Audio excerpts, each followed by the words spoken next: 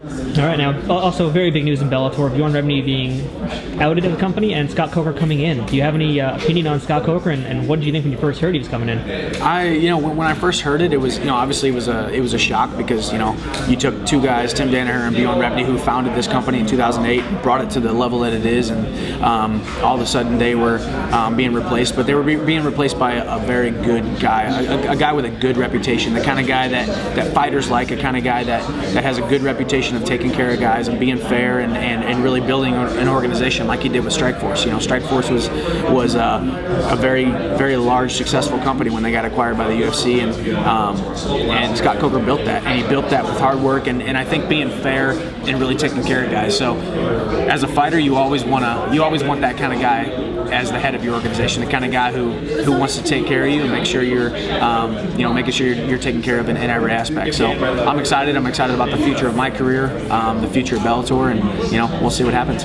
Now, with Coker in the company, is there anything that you'd like to see him change about Bellator? No, I'm in the business of just training and fighting. I'm not the guy who worries about all that administrative stuff. He's very good at it, so I'll let him and the execs at Spike kind of make those decisions. And I've always said I'm available. I'm here to fight. I'm here to put on a show. I'm here to do promotions. I'm here to do whatever they want me to do. So I'm excited about it, and I just hope he gets me big fights and big arenas, and I'm excited to go out there and bring it. Yeah, I hope so for all those things as well. Let me ask you also this. We know you're extremely high level, very talented wrestler. That's a given. Do you ever have any interest in going back to wrestling at all, or are you sticking with MMA for life at this point?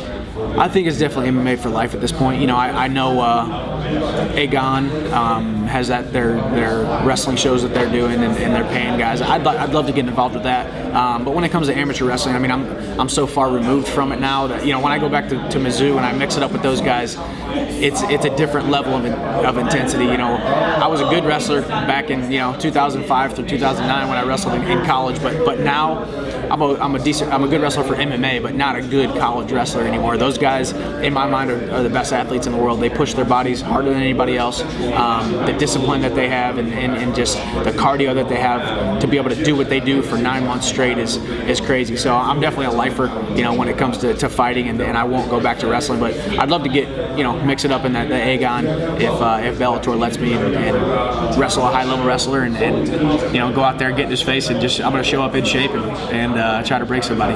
So Bellator, if you're listening, Michael Chandler wants to do some wrestling on the side. There you go. Let's do it. So let me ask you this then. If wrestling was able to pay you the same as if you were being paid in Bellator, or was just able to pay you at all, would you have done wrestling instead of mixed martial arts? I've gotten this question before. I think it was a nice change of pace. It was a nice thought of, okay, well, wrestling is awesome and I love wrestling, but to be able to go out and do things differently and compete in a different sport but a very similar sport was very appealing to me. So I definitely enjoyed transitioning into a fight career, but I think if wrestling was able to pay well, like fighting was, and you can make a living, wrestling like you could at fighting, I think I probably would have tried my hand at it, just because it would have been immediate, and I would have been in shape, and I would have never kind of lost that wrestling bug and the wrestling technique that I've kind of lost over the years, which it's okay to. You don't need to be the exact same wrestler that you were in college now for MMA, because wrestling is completely different for MMA. So